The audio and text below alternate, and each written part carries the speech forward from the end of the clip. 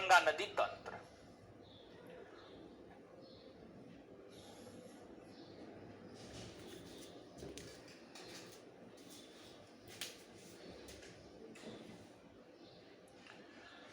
गंगा नदी तंत्र। गंगा और उसकी जो सहायक नदियां हैं उसी को हम लोग गंगा नदी तंत्र कहते हैं।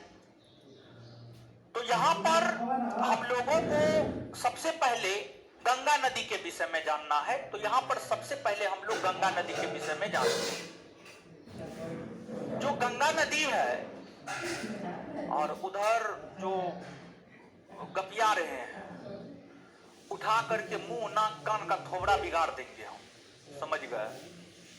क्लास आए हैं, पढ़ने आए हैं, सीधा कंसंट्रेट होकर के चीजों को सुनिए, नहीं तो इतना मारेंगे ना होश ठिकाने लग जाएगा। गंगा नदी तंत्र।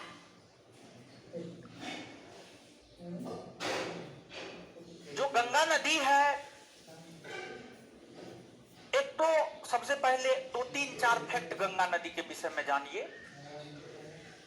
गंगा नदी भारत की राष्ट्रीय नदी है। जैसे भारत का आदर्श राष्ट्रीय वाक्य सत्यमेव जयते है, भारत का राष्ट्रीय पुष्प कमल का फूल है, भारत का राष्ट्रगान जनगण मन है, भारत का राष्ट्रगीत वंदे मातरम है।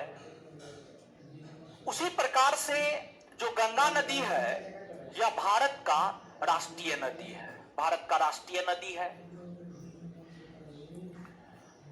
और गंगा नदी को भारत का राष्ट्रीय नदी 2008 ईस्वी में घोषित किया गया था। 2008 ईस्वी में इसे भारत का राष्ट्रीय नदी घोषित किया गया। और भारत के भीतर जितनी भी नदियां हैं उन सभी नदियों में सबसे पवित्र नदी गंगा नदी है। और इसकी पवित्रता के कारण ही विशेष तौर पर उत्तर भारत के लोग, ऐसे तो संपूर्ण भारत के लोग यज्ञ अनुष्ठान में गंगा नदी के जल का उपयोग करते हैं, लेकिन विशेष तौर पर उत्तर भारत के लोग, हम आपको कई दफा उत्तर भारत दक्षिण भारत समझा चुके हैं। विशेष तौर पर जो उत्तर भारत के लोग हैं यज्ञ और अनुष्ठान में गंगा नदी के जल का उपयोग करते हैं। लेकिन अगर हम गंगा नदी को देखें तो गंगा नदी का जो जल होता है वह काफी पवित्र होता है। गंगा नदी का जल खराब नहीं होता है। आप उसको महीना 2 माह 6 माह तक आप बंद करके कहीं पर भी रख दीजिए, खराब नहीं होता है। लेकिन जो आप डेली उपयोग में लाते हैं जिस जल को, उस जल को 1 से 2 दिन अगर आप बंद करके रख दीजिएगा तो वो खराब हो जाता है। तो गंगा नदी के जल में कुछ वैज्ञानिक कारण है, धार्मिक कारण कुछ भी नहीं है, वैज्ञानिक कारण है। एक आपको माइकोबैक्टीरियम वायरस पाया जाता है, माइकोबैक्टीरियम वायरस पाया जाता है जो गंगा नदी के जल को स्वच्छ रखता है, जो गंगा नदी के जल को स्वच्छ रखता है। तो ये गंगा नदी के स्वच्छ होने का अपना एक वैज्ञानिक कारण है। लेकिन हिंदू धर्म के लोग उसे जो है अपने धर्म से जोड़ करके देखते हैं, कोई बात नहीं है। गंगा नदी भारत के भीतर जितनी भी नदियां बहती है, शुरू में ही हमने आपको बताया है सैकड़ों की संख्या में भारत के भीतर नदियां बहती है। और उन सभी नदियों में सबसे बड़ा अपवाह तंत्र जिस नदी का है वह आपको गंगा नदी तंत्र का है। तो गंगा नदी तंत्र भारत के भीतर सबसे बड़ा अपवाह तंत्र वाला नदी है। सबसे बड़ा अपवाह तंत्र, सबसे बड़ा अपवाह तंत्र वाला नदी जो है आपको गंगा नदी तंत्र है। इसकी लंबाई को लेकर विवाद है। एनसीईआरटी में ही अगर आप अलग अलग क्लास के एनसीईआरटी को पढ़िएगा तो अलग अलग एनसीईआरटी ही अलग अलग डाटा देता है। लेकिन आज तक जो इसके लंबाई के विषय में परीक्षा में प्रश्न पूछे गए हैं उस आधार पर गंगा नदी की लंबाई हम लोग 2525 किलोमीटर मानकर चलते हैं। 2525 किलोमीटर गंगा नदी की लंबाई मानकर जो है हम लोगों को चलना है। इसके बाद कुछ स्रोत ऐसे हैं जो गंगा नदी की लंबाई 2510 किलोमीटर बताता है। खैर उसको नहीं याद रखना है, इस डाटा को आप याद रखेंगे ज्यादा बेटर है। और हाल फिलहाल में आप देखेंगे कि सुप्रीम कोर्ट हमेशा चर्चा में रह रहा है। सुप्रीम कोर्ट को अगर आप देखेंगे तो हमेशा चर्चा में रह रहा है। सुप्रीम कोर्ट जो हमेशा चर्चा में रहता है, सुप्रीम कोर्ट हमेशा चर्चा में अपने निर्णय को लेकर रहता है। अपने निर्णय को लेकर सुप्रीम कोर्ट जो है हमेशा चर्चा में बना रहता है। अभी भी सुप्रीम कोर्ट चर्चा में बना हुआ है। सुप्रीम कोर्ट का एक स्टेटमेंट आया है कि भारत के इलेक्शन कमीशन को टीएन सेशन जैसे मुख्य चुनाव आयुक्त की जरूरत है। और टीएन सेशन 1990 से 1996 तक भारत के मुख्य चुनाव आयुक्त के पद पर थे।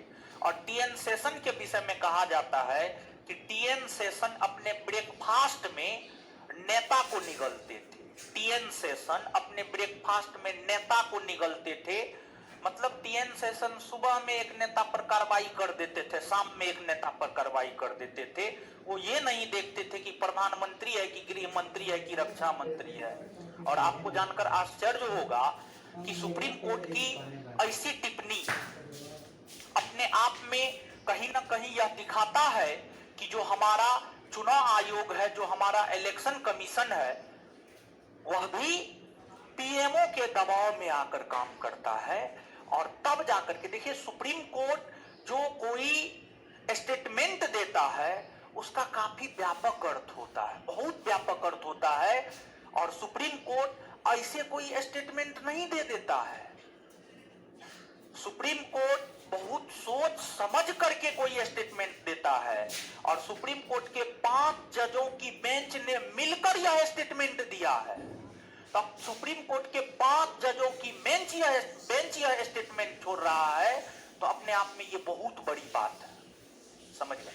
चलिए, तो सुप्रीम कोर्ट है, फिर हाई कोर्ट है, एक उत्तराखंड हाई कोर्ट है। उत्तराखंड हाई कोर्ट के द्वारा जो है गंगा नदी को लेकर 2017 ईस्वी में एक जजमेंट दिया गया। और गंगा नदी को लेकर 2017 ईस्वी में उत्तराखंड हाई कोर्ट ने यह जजमेंट दिया कि जो गंगा और उसकी सहायक नदी यमुना है, इन दोनों नदियों को जीवित मानव का दर्जा दिया जाता है। जीवित मानव का दर्जा दिया जाता है। और इन नदियों में कूड़ा कचरा फेंकना दंडनीय अपराध है। अगर आप फेंकते हुए पकड़े जाते हैं तो आप पर कानूनी कार्रवाई की जाएगी। लेकिन जो हिंदू धर्म के लोग हैं अपने रीति रिवाज को लेकर विवश हैं और वो अपने घर में हुए यज्ञ अनुष्ठान धार्मिक कार्यक्रम के अवशेष को एक पन्नी में बांध करके अंतिम में जाकर गंगा नदी में ही फेंकते हैं। कहीं पर यह बात लिखा हुआ नहीं है, लेकिन फिर भी एक परंपरा चली आ रही है। अब कहीं पे ये थोड़े लिखा हुआ है कि बहू अपने ससुर से सर ढक के चलेगी, कहीं पे नहीं लिखा हुआ है। ये भारतीय संस्कृति में एक परंपरा चली आ रही है, तो लोग जो है इसका पालन कर रही है या कर रहा है, जो भी है। तो ये बात है। ये तो गंगा नदी के विषय में कुछ बातें हुई। अब गंगा नदी के उद्गम को लेकर हम लोग बात करते हैं। गंगा नदी के उद्गम को लेकर हम लोग बात करते हैं तो आपको यह बात मालूम होगा कि जो उत्तराखंड है पर्वतीय राज है, बहुत सारे ग्लेशियर है, बहुत सारे हिमनद है। बहुत सारे हिमनदों में आपको गंगोत्री हिमनद है, यमुनोत्री हिमनद है, संतोपत हिमानी है। ये सभी हिमनद उत्तराखंड में है। ये सभी हिमनद जो है आपको उत्तराखंड में है। तो अब हम लोग जो चर्चा करेंगे यहां पर, हम लोग चर्चा करेंगे गंगा के अपवा क्षेत्र के विषय में।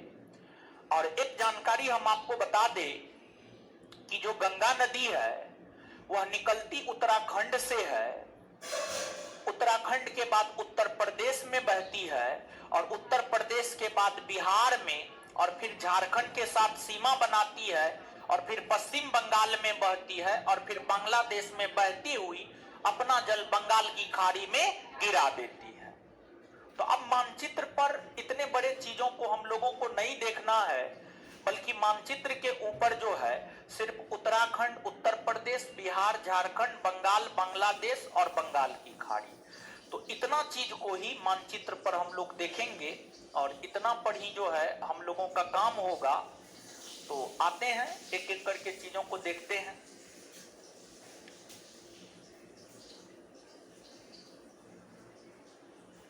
देखिए, अब यहां पर आप गौर कीजिएगा, उत्तराखंड, उत्तर प्रदेश, बिहार, झारखंड, बंगाल, बांग्लादेश और ये बंगाल की खाड़ी, बंगाल की खाड़ी, ठीक है।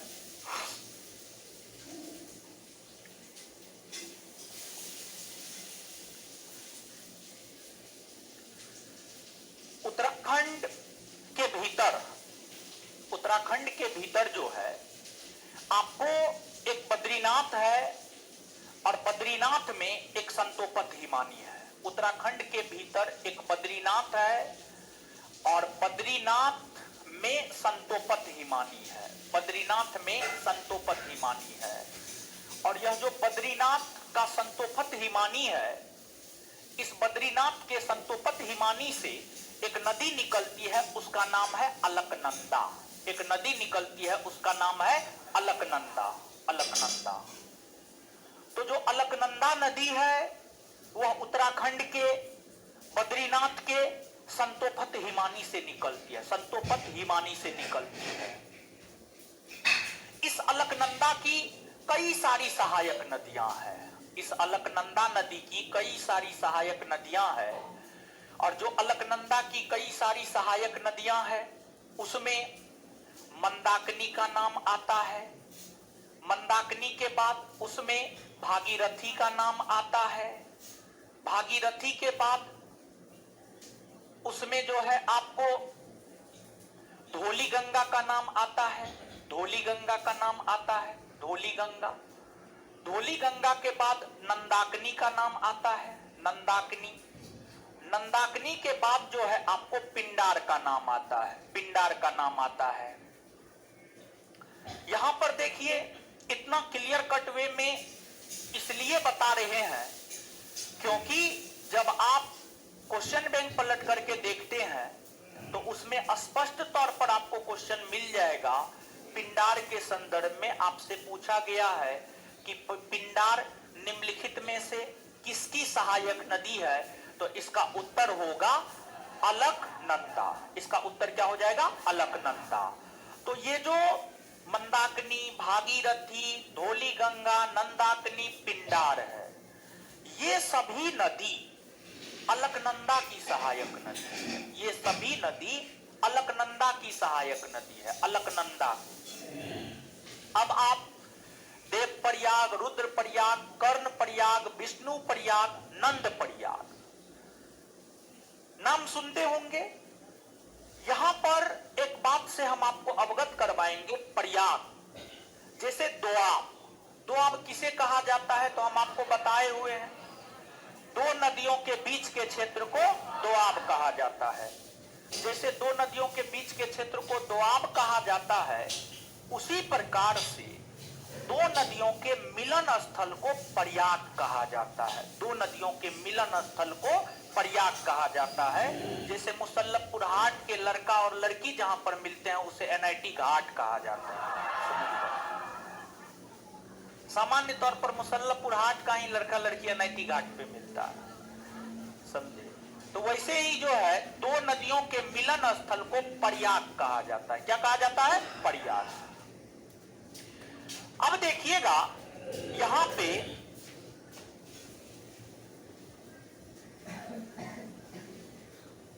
आपको जैसे बद्रीनाथ है उत्तराखंड में, उसी प्रकार से केदारनाथ भी उत्तराखंड में ही है। केदारनाथ भी उत्तराखंड में ही है, उत्तराखंड में है। तो उत्तराखंड में एगो केदारनाथ है। और उत्तराखंड में जो केदारनाथ है, उस केदारनाथ से मंदाकिनी नदी निकलती है। मंदाकिनी, कौन नदी निकलती है? मंदाकिनी, मंदाकिनी नदी निकलती है। कपार का नाम छोड़ देंगे, समझ गए? चलिए, केदारनाथ से मंदाकिनी नदी निकलती है। कौन नदी? मंदाकिनी। और मंदाकिनी आगे बहती है और आगे बहती हुई आकर के यह इससे मिल जाती है। और यह कौन नदी? अलकनंदा। कौन नदी है? अलकनंदा है। और केदारनाथ से निकलती है कौन? मंदाकिनी। मंदाकिनी कौन निकलती है? मंदाकिनी। और मंदाकिनी अलकनंदा से जहां मिलती है, इसे कहा जाता है रुद्रप्रयाग। क्या कहा जाता है? रुद्रप्रयाग। रुद्रप्रयाग। तो ये है आपको रुद्रप्रयाग। रुद्रप्रयाग, रुद्रप्रयाग। फिर आपको उत्तराखंड में ही एक है आपको गौमुख हिमानी। उत्तराखंड में ही एक है आपको गौमुख हिमानी। क्या है? गौमुख हिमानी। और यह जो गौमुख हिमानी है, इस गौमुख हिमानी से भागीरथी निकलती है। कौन निकलती है? भागीरथी। और भागीरथी आगे बढ़ते हुए आकर के अलकनंदा से मिल जाती है। किससे मिलती है? अलकनंदा। और जो गौमुख हिमानी से भागीरथी नदी निकलती है, भागीरथी नदी निकलती है, और भागीरथी नदी आगे आकर के अलकनंदा से मिलती है। जहां पर मिलती है, इसे हम लोग कहते हैं देवप्रयाग। क्या कहते हैं? देवप्रयाग। देवप्रयाग कहते हैं। तो यहां पर आप थोड़ा सा सुनिएगा। उत्तराखंड के बद्रीनाथ के संतोपत हिमानी से अलकनंदा निकलती है। उत्तराखंड के केदारनाथ से मंदाकिनी निकलती है। उत्तराखंड के गौमुख हिमानी से भागीरथी निकलती है। मंदाकिनी जहां पर अलकनंदा से मिलती है, उसे रुद्रप्रयाग। भागीरथी जहां पर मिलती है, उसे हम लोग देवप्रयाग, उसे हम लोग देवप्रयाग। यहां तक ये बात क्लियर है? चलिए, तो क्या हम एक साइड में इसको लिख ले तो बेटर नहीं रहेगा? आया ना? बेटर रहेगा, ताकि रिवीजन करने वक्त जो है ज्यादा दिमाग ना लगाना पड़े, आपको ज्यादा अपने दिमाग पर जोर ना देना पड़े। तो यहां पर एक हमने आपको बताया है रुद्रप्रयाग। क्या बताया है? रुद्रप्रयाग, रुद्रप्रयाग। और एक बात और यहां पर हम आपको अवगत करवाएंगे कि मंदाकिनी, भागीरथी, धौलीगंगा, नंदाकिनी, पिंडार, ये सभी अलकनंदा की सहायक नदी है। और ये सभी नदियों ही जाकर के अलकनंदा से मिलती है। तो मंदाकिनी मिलती है तो रुद्रप्रयाग, भागीरथी मिलती है देवप्रयाग। समझिए, देवप्रयाग। तो एक तरफ अलकनंदा तो होगा ही होगा, समझ गए? ये जो प्रयाग का नाम सुनते हैं, विष्णु प्रयाग, देव प्रयाग, नंद प्रयाग, कर्ण प्रयाग, तो प्रयाग में एक तरफ तो अलकनंदा होगा ही, और दूसरे तरफ के विषय में आपको याद रखना है कि दूसरे तरफ में क्या होगा। ठीक है? तो यहां पर दो बताए हैं, तो आप रुद्रप्रयाग में बोल सकते हैं ना जी? क्या बोल सकते हैं? मंदाकिनी जब किससे मिलती है? अलकनंदा से, अलकनंदा से। फिर जो है देवप्रयाग में हम क्या कह सकते हैं?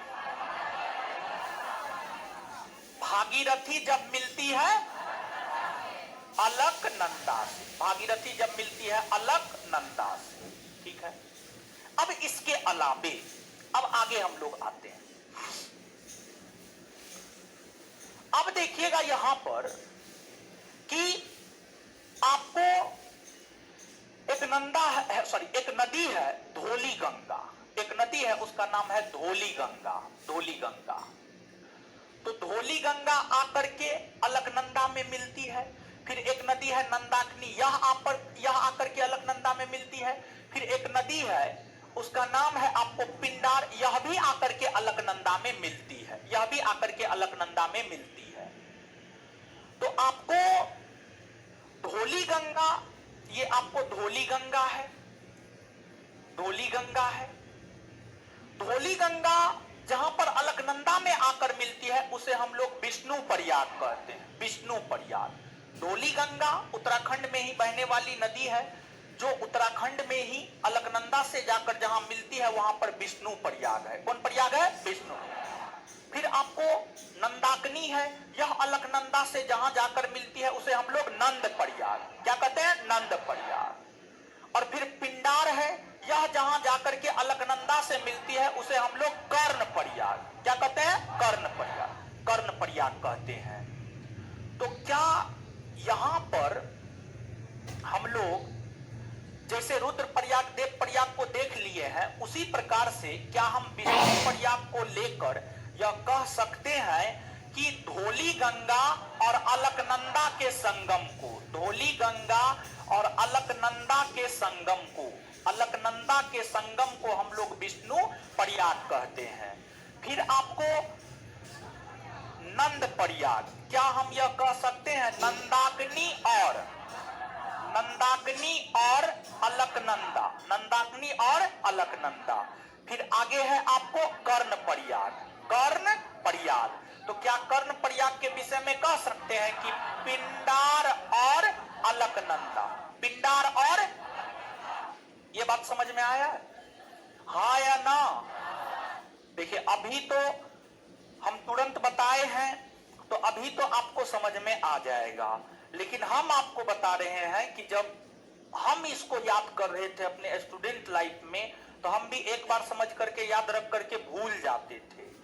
तो अगर आपको इसको सदा के लिए याद रखना है तो एक सप्ताह में कम से कम इसको तब तक देखते रहना है जब तक कि आपको सदा के लिए याद नहीं हो जाता है। हम स्वयं इसको कम से कम 50 बार देखे होंगे, तब जाकर के आज हमको ये याद रह गया है।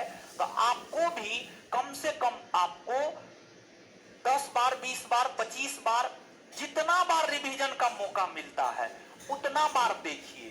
रिवीजन का कोई लिमिटेशन नहीं होता है, जितना अधिक रिवीजन करेंगे उतना बेटर आप बनेंगे। तो जब भी आपको मौका मिले आप रिवीजन करना शुरू कर दीजिए। तो ये भी आपको तब याद रहेगा जब आप बार बार इसको देखेंगे। आप इसको ट्रिक पर या किसी भी चीज पर आप याद नहीं रख सकते हैं जब तक कि आप इसको बार बार नहीं देखते हैं, आप निश्चित तौर पे भूल जाइएगा। तो इसको बार बार आपको देखना है और इसको याद रखना है। और हम आपको यहां पर बता दें कि कभी कताल ये प्रयाग से संबंधित प्रश्न कूट में देकर के पूछता है, कूट में देकर के कभी कताल पूछता है। तो सामान्य तौर पर जो एवरेज स्टूडेंट होता है वो इस प्रश्न को परीक्षा में गलती करके आ जाता है, लेकिन इसी सब प्रकार के प्रश्न को अगर आप सही करके आएंगे तो फिर आपके रिजल्ट का चांस बहुत ज्यादा होगा परीक्षा में। आशा करते हैं आप चीजों को समझ पा रहे होंगे कि हम कहना क्या चाह रहे हैं। हाँ, तबीयत खराब है, जाना है, जाइए। तबीयत खराब है तो आए का है बकलुलवी, जाइए जाइए, जाने दीजिए। सही में तबीयत खराब है, ठीक है, जाने दीजिए। चलिए अब आइएगा, अब आइएगा यहां पे, ठीक है। तो ये तो प्रयाग सब के विषय में हमने आपको बताया। अब देखिएगा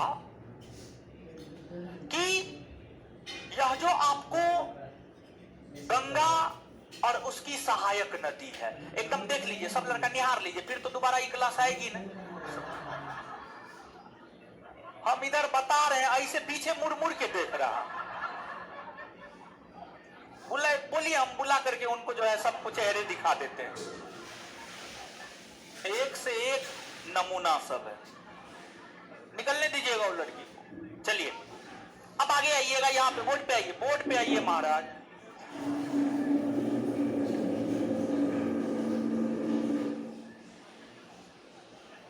देखिए ध्यान दीजिएगा, आप आगे आपको ये सब तो धौली गंगा, नंदाकिनी, मंदाकिनी, पिंडार, ये सब पहले अलकनंदा से मिल जाती है। आगे चल करके अलकनंदा से भागीरथी जब मिलती है तो वहां पर देव प्रयाग में मिलती है, और देव प्रयाग में जब अलकनंदा और भागीरथी भागीरथी दोनों नदी आपस में मिलती है, अलकनंदा और भागीरथी दोनों नदी आपस में मिलती है, तो अलकनंदा और भागीरथी के ही संयुक्त धारा को गंगा कहा जाता है, गंगा कहा जाता है। उससे पहले भागीरथी और उससे पहले इधर अलकनंदा, ठीक है। तो भागीरथी और अलकनंदा की संयुक्त धारा को हम लोग गंगा कहते हैं। गंगा शुरुआती दौर में उत्तराखंड के पर्वतीय क्षेत्रों में बहती है, उत्तराखंड के पर्वतीय क्षेत्रों में बहती है। आगे चल करके गंगा उत्तराखंड के हरिद्वार के समीप मैदानी भाग में प्रवेश करती है, मैदानी भाग में प्रवेश करती है। तो उत्तराखंड में हरिद्वार है, हरिद्वार के समीप ही गंगा नदी जो है मैदानी भाग में प्रवेश करती है और फिर उत्तराखंड के बाद उत्तर प्रदेश में प्रवेश करती है। उत्तराखंड के बाद जो है यह नदी उत्तर प्रदेश में प्रवेश करती है और उत्तर प्रदेश में बहती है, उत्तर प्रदेश में यह गंगा नदी बहती है। और यहां पर हम आपको यह बात बताना चाहेंगे कि जो गंगा नदी उत्तराखंड के बाद उत्तर प्रदेश में प्रवेश करती है, उत्तर प्रदेश में टोटल 75 जिला है, 75 जिला में से उत्तर प्रदेश का एक जिला है बिजनौर। क्या है? बिजनौर। तो उत्तर प्रदेश का एक जिला है बिजनौर, बिजनौर। तो उत्तर प्रदेश के बिजनौर जिला से गंगा नदी उत्तर प्रदेश में प्रवेश करती है।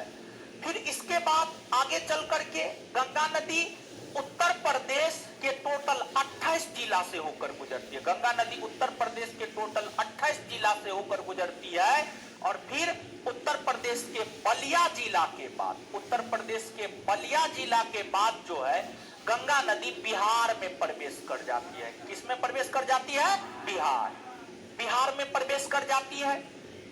फिर इसके बाद बिहार में बहती है, बिहार के बाद झारखंड के साथ सीमा बनाती है, पश्चिम बंगाल, और पश्चिम बंगाल के बाद जो है फिर आपको बांग्लादेश। लेकिन उससे पहले आप ध्यान दीजिएगा, जो गंगा नदी बिहार में प्रवेश करती है, बिहार के बक्सर जिला से बिहार में प्रवेश करती है, बक्सर जिला से बिहार में प्रवेश करती है। और जैसे उत्तर प्रदेश के 28 जिला होकर गुजरती है, उसी प्रकार से बिहार के 12 जिला होकर गंगा नदी गुजरती है, बिहार के 12 जिला होकर गंगा नदी गुजरती है। और फिर बिहार में कटिहार के बाद बाहर निकल जाती है, कटिहार के बाद बाहर निकल जाती है। फिर पश्चिम बंगाल, और पश्चिम बंगाल में देखेंगे गंगा नदी 2 भागों में बट जाती है। गंगा की जो धारा है वो 2 भागों में बट जाती है। गंगा की एक धारा दक्षिण की ओर बहने लगती है और गंगा की एक धारा पूरब की ओर जाती है। और जो गंगा की धारा पूरब की ओर जाती है, इसे हम लोग भागीरथी कहते हैं, इसे हम लोग भागीरथी कहते हैं।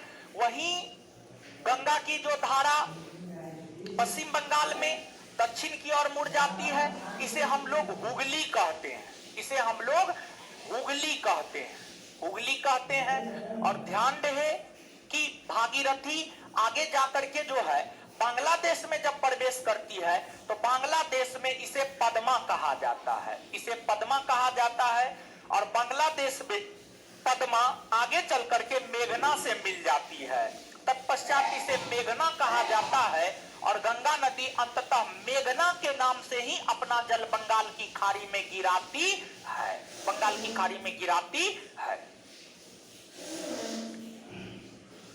तो यहां पर जो बात हमने आपको बताया है, उसको एक बार फिर से हम संक्षेप कर रहे हैं, इसको ध्यान से सुनिएगा।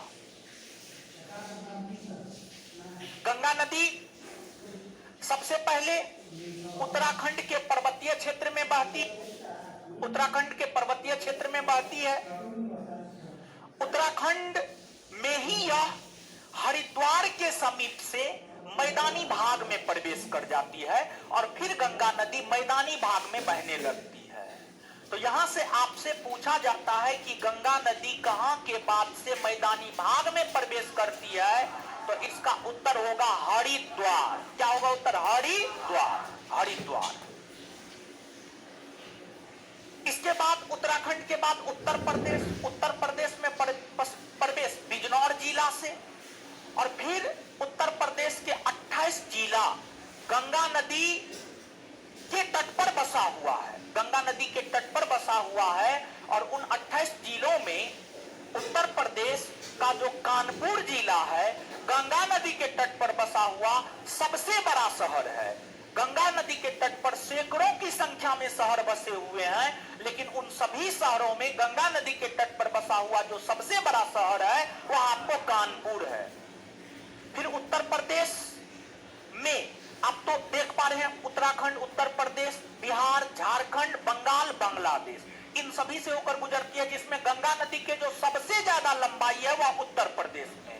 गंगा नदी की सबसे ज्यादा लंबाई उत्तर प्रदेश में है और उत्तर प्रदेश के बलिया के बाद बिहार में प्रवेश करती है, बिहार में बक्सर जिला से प्रवेश करती है, बिहार के 12 जिला से होकर गुजरती है, बिहार के जो 12 जिला से होकर गुजरती है बक्सर, बक्सर के बाद भोजपुर या आरा, सारण, सारण के बाद पटना, पटना के बाद वैशाली, वैशाली के बाद समस्तीपुर, बेगूसराय, लखीसराय, खगड़िया, मुंगेर, खगड़िया, मुंगेर, और फिर जो है आपको भागलपुर, और फिर कटिहार, और फिर कटिहार। ये 12 जिला से होकर गुजरती है और कटिहार के बाद बाहर निकल जाती है और फिर जो है बांग्लादेश, फिर जो है आपको पश्चिम बंगाल, पश्चिम बंगाल में 2 भागों में इसकी धारा बट जाती है, एक दक्षिण की ओर और एक पूरब की ओर। दक्षिण की ओर जो बहने लगती है उसे हुगली कहते हैं और पूरब की ओर जो बहती है उसे भागीरथी कहते हैं। यानी कुल मिलाकर के अगर हम देखें तो गंगा नदी को भारत के 2 राज्य में भागीरथी नदी कहा जाता है और गंगा नदी को भारत के 2 राज्य में जो भागीरथी कहा जाता है, एक है आपको उत्तराखंड और एक है आपको पश्चिम बंगाल, एक है आपको पश्चिम बंगाल, समझिए पश्चिम बंगाल है। फिर बांग्लादेश में प्रवेश करती है, बांग्लादेश में इसे पद्मा कहा जाता है और फिर जो है मेघना से आकर मिल जाती है और अंततः मेघना के नाम से ही अपना जल बंगाल की खाड़ी में गिराती है। ये बात है, याद रखिएगा। उनको जगा दीजिए, काहे सो रहे हैं आप? शुरू से ही बेचारी नींद में है, रात को नहीं सोते हैं, तो रात को सोते हैं तो क्लास में काहे सो रहे हैं? हाँ, आप लोग हुआ है मैं भी कर रहे हैं, वहां पे कैमरा लगा हुआ है, हाँ ज्यादा हुआ कीजिएगा तो फिर हाँ कैमरा में हम ढूंढेंगे रात में क्या है हुआ वाला, समझे? सोइए नहीं जी, ठीक है। हमको तो पहले लग रहा था आपका शादी हो गया, इसलिए हम पहले से नहीं बोल रहे थे, क्योंकि जो शादीशुदा लड़की या लड़का होता है उसको टेंशन होता है थोड़ा, तो उसको हम ज्यादा नहीं टोकते उगते हैं। लेकिन अभी हाथ उठ देखे और माथा उठा देखे तो लगा शादीशुदा न है, समझे? तब जाकर के अंतिम में आपको हमको टोकना पड़ा।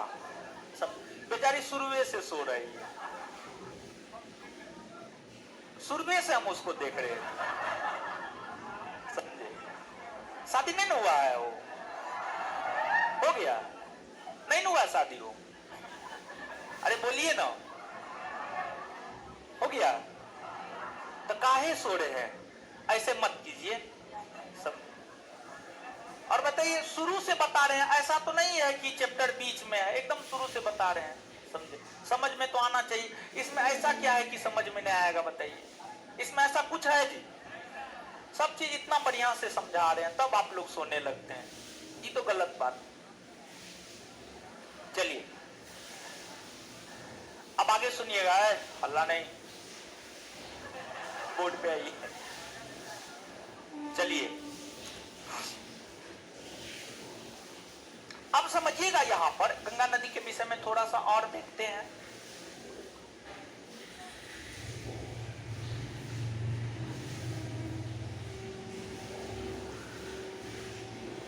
देखिए, अब आपको जैसे परिवहन, परिवहन यानी यातायात, यातायात आपको जलमार्ग है, राष्ट्रीय राजमार्ग है, वायु मार्ग है। तो वर्तमान में हमारे देश के भीतर राष्ट्रीय जलमार्गों की संख्या 100 से अधिक है। 111 जलमार्ग है, 111 राष्ट्रीय जलमार्ग है, सॉरी 111 राष्ट्रीय जलमार्ग है। और जो 111 राष्ट्रीय जलमार्ग है उसमें एक है राष्ट्रीय जलमार्ग संख्या 1, राष्ट्रीय जलमार्ग संख्या 2, 3, 4, समझ गए? तो उसमें एक है राष्ट्रीय जलमार्ग संख्या 1, राष्ट्रीय जलमार्ग संख्या 1। जो राष्ट्रीय जलमार्ग संख्या 1 है, राष्ट्रीय जलमार्ग संख्या 1 गंगा नदी पर ही बनाया गया है। गंगा नदी पर ही 1986 ईस्वी में बनाया गया है। और उत्तर प्रदेश में एक शहर है प्रयागराज। उत्तर प्रदेश के प्रयागराज से, उत्तर प्रदेश के प्रयागराज से, उत्तर प्रदेश के प्रयागराज से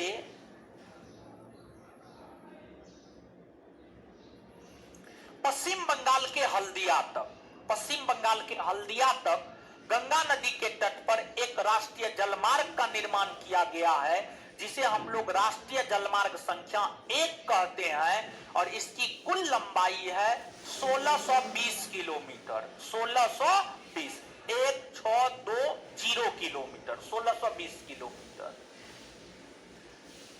अब जो गंगा है, इसकी कई सारी सहायक नदियां हैं। तो गंगा की सहायक नदियों के विषय में हम आपको बताएंगे, लेकिन गंगा की सहायक नदियों के विषय में बताने से पहले गंगा के नाम को हम थोड़ा सा स्पष्ट कर देते हैं। गंगा के नाम को हम थोड़ा सा स्पष्ट कर देते हैं, क्योंकि आपका कोई भरोसा नहीं है कि आप कुछ भी कर सकते हैं। गंगा को उत्तराखंड में और पश्चिम बंगाल में भागीरथी नदी कहा जाता है। फिर गंगा को उत्तर प्रदेश, बिहार, झारखंड में गंगा कहा जाता है। फिर गंगा को वेस्ट बंगाल में हुगली और भागीरथी, हुगली और भागीरथी। फिर गंगा को बांग्लादेश में पद्मा, और फिर गंगा अपना जल बंगाल की खाड़ी में गिराती है, बंगाल की खाड़ी में गिराती है मेघना के नाम से, मेघना के नाम से। तो गंगा को दो राज्य, उत्तराखंड उत्तर प्रदेश में भागीरथी, उत्तर प्रदेश बिहार झारखंड में गंगा, वेस्ट बंगाल में हुगली और भागीरथी, और बांग्लादेश में पद्मा, और बंगाल की खाड़ी में यह अपना जल गिराती है मेघना के नाम से। ठीक है। अब हम लोग आते हैं यहां पर, ये तो सिर्फ और सिर्फ हम लोगों ने गंगा नदी के विषय में जाना है, लेकिन यहां पर हम लोगों को सिर्फ गंगा नदी ही नहीं बल्कि गंगा की सहायक नदियों के विषय में भी हमें देखना है। तो अब गंगा की कई सारी सहायक नदियां हैं। तो गंगा की जो कई सारी सहायक नदियां हैं, यमुना, सोन, फिर इसके बाद जो है रामगंगा, गोमती, घाघरा, गंडक, महानंदा, कोसी, ये सभी गंगा की सहायक नदियां हैं। तो ये सभी जो गंगा की सहायक नदियां हैं, गंगा की इन सहायक नदियों के विषय में ही यहां पर अब हम लोगों को देखना है। तो गंगा की सहायक नदियों के विषय में यहां पर हम लोगों को देखना है। तो एक तो यहां पर इस नदी को हम लोग गंगा नदी मान लेते हैं, ठीक है। लेकिन उससे पहले एक बीपीएससी का क्वेश्चन याद आ गया। खैर आसान क्वेश्चन है, आप सभी लोग बता दीजिएगा, लेकिन होश आवास में जब आप दीजिएगा तब बताइएगा। आप जो एनआईटी घाट जाते हैं, एनआईटी घाट से होकर गंगा बहती है, वो बहती है गंगा, कोई दिक्कत नहीं है। और एनआईटी घाट पटना में पड़ता है, यानी, और पटना बिहार की राजधानी है। तो बिहार की राजधानी पटना गंगा नदी के तट पर बसा हुआ है। अब आप होश आवास में जवाब दीजिएगा। अब भी अगर आप होश आवास में जवाब नहीं दे पाए तो फिर हमको लगता है कि आपको जनरल कंपटीशन का तैयारी नहीं करना चाहिए, बल्कि छोड़ देना चाहिए। बीपीएससी ने इस प्रश्न को पूछा है, निम्नलिखित में से कौन ऐसे राज्य है जिसकी राजधानी गंगा नदी के तट पर बसा हुआ? आंसर होगा बिहार। तो सब लोग बोले हैं, मतलब सब लोग ठीक है, बिहार। बीपीएससी का पूछा हुआ क्वेश्चन है, खैर आसान क्वेश्चन है, बिहार होगा। हम तो सोच रहे थे आप लोग पटना बोलिएगा, लेकिन आप लोग बिहार बोल दिए, ठीक है, सही है। अब सुनिएगा, देखिए गंगा आपको इस प्रकार से बहती है। कुछ नदी ऐसी है जो ऊपरी भाग से आकर गंगा में मिलती है, और कुछ नदी ऐसी है जो निचले भाग से आकर गंगा में मिलती है, जो निचले भाग से आकर गंगा में मिलती है। तो कौन ऐसी नदी है जो ऊपरी भाग से, कौन ऐसी नदी है निचली भाग से? तो यहां पर ऊपरी भाग निचली भाग नहीं याद रखना है, बल्कि दायां तट बायां तट याद रखना है। दायां समझ गए, दायां दाहिना हाथ, अब बायां यानी बायां हाथ, तो दायां तट और बायां तट आपको याद रखना है। तो वैसी नदियां जो ऊपरी भाग से आकर गंगा में मिलती है, वह बायां तट पर मिलने वाली गंगा की सहायक नदी है। बायां समझिए, बायां बायां तट। और जो निचले हिस्सा से मिलती है ये दायां तट, ये आपको दायां तट, दायां तट। तो दाहिने तट से गंगा में मिलने वाली दो महत्वपूर्ण सहायक नदी है, एक है यमुना, दूसरा है सोन। एक है यमुना और दूसरा है सोन। तो दाहिने तट से दायां तट से मात्र दो सहायक नदी गंगा में मिलती है, एक यमुना और दूसरा सोन। तो दाएं तट से गंगा में मिलने वाली नदी है यमुना और सोन, यमुना और सोन, समझिए, यमुना और सोन, ठीक है। इसके बाद बाएं तट से अगर हम देखें तो बाएं तट से गंगा में मिलने वाली कई सारी नदियां हैं। रामगंगा, गोमती, घाघरा, गंडक, कोसी, महानंदा। कोसी महानंदा, महानंदा। देखिए, एगो महानदी होता है और एगो महानंदा होता है, दोनों अलग अलग नदी है। महानदी छत्तीसगढ़ ओडिशा में बहती है और महानंदा पश्चिम बंगाल में बहती है। महानंदा पश्चिम बंगाल में बहती है, तो दोनों अलग अलग नदी है, एक नदी नहीं है। तो रामगंगा, गोमती, घाघरा, गंडक, कोसी, महानंदा, ये सभी बाएं तट से मिलने वाली गंगा में, ये सभी नदियां अपने गंगा में, ये सभी नदियां बाएं तट से मिलती है। और यमुना और सोन जो है दाएं तट से मिलते हैं। यमुना और सोन दाएं। तो यहां पर दो बात, एक बात यह कि ये सभी गंगा की सहायक नदियां हैं, और दूसरी बात यह कि ये बाएं तट से और ये दाएं तट से, ठीक है। गंगा की इन सहायक नदियों में जो गंगा की सबसे बड़ी सहायक नदी है वह है आपको यमुना। यमुना, यमुना उत्तराखंड के यमुनोत्री हिमानी के बंदरपूछ से निकलती है। उत्तराखंड के यमुनोत्री हिमानी के बंदरपूछ से निकलती है।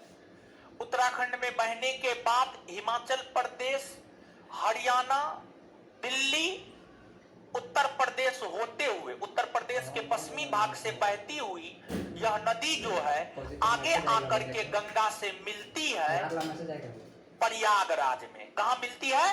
प्रयागराज। प्रयागराज में आकर के आगे मिलती है, प्रयागराज में।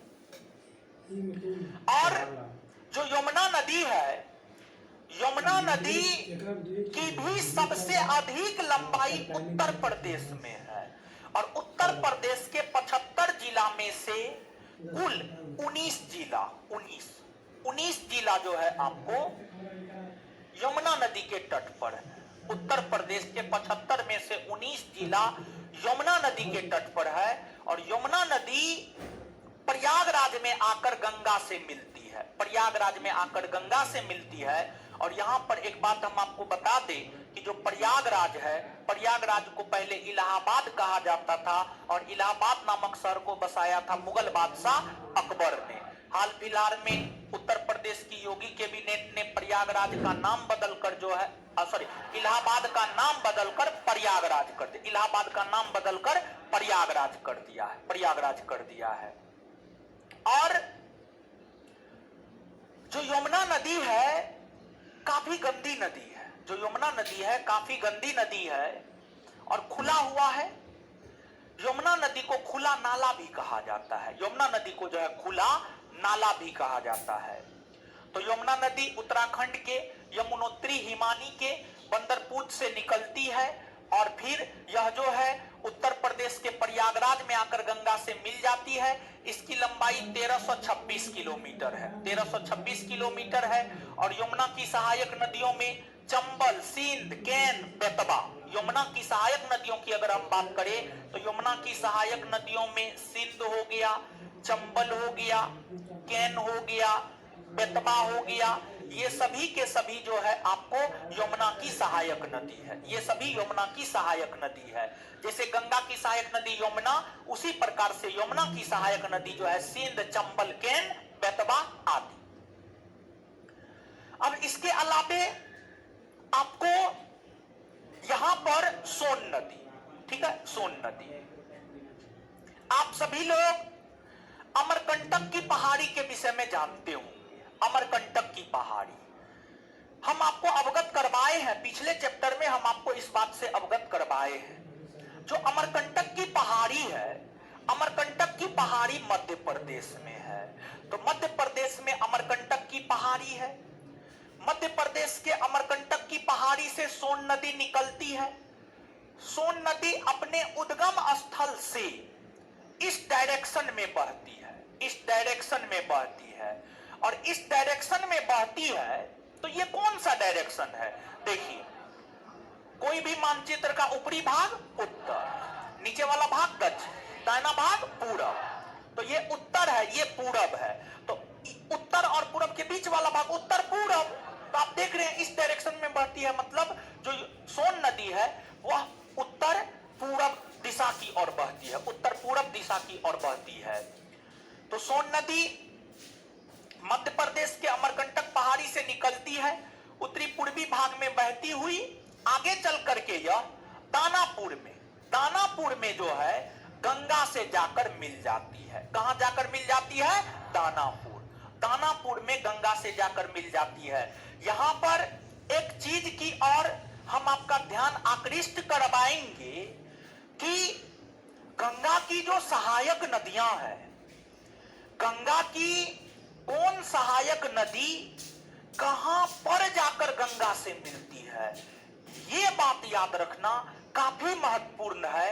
क्योंकि जब आप क्वेश्चन बैंक देखते हैं तो ये प्रश्न आपको देखने को मिल जाता है कि गंगा में सोन नदी कहां आकर मिलती है, गंडक कहां मिलती है, कोसी कहां मिलती है, रामगंगा कहां मिलती है, घाघरा कहां मिलती है, गोमती कहां मिलती है। तो मतलब गंगा की सहायक नदियों में जो नदी आकर गंगा में जहां मिलती है उस स्थान को प्रॉपर वे में और ध्यान से याद रखना आवश्यक है, क्योंकि प्रश्न वहां से बनते हैं और प्रश्न पूछे जाते हैं। समझ गए?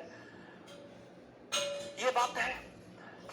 अब हम लोग सोन के बाद गंगा की अन्य सहायक नदी को देखते हैं। गंगा की जब आप अन्य सहायक नदी को देखेंगे तो उन सहायक नदियों में आपको रामगंगा है। उन सहायक नदियों में जो है एक है आपको रामगंगा। समझ गए? रामगंगा। जो रामगंगा नदी है ये आपको उत्तराखंड के गढ़वाल पहाड़ी से निकलती है। उत्तराखंड के गढ़वाल पहाड़ी, उत्तराखंड के गढ़वाल पहाड़ी, उत्तराखंड के गढ़वाल पहाड़ी से निकलती है। उत्तराखंड में बहने के बाद उत्तर प्रदेश में बहती है और उत्तर प्रदेश में आकर के कन्नौज के समीप गंगा से मिल जाती है। कन्नौज के समीप गंगा से मिल जाती है।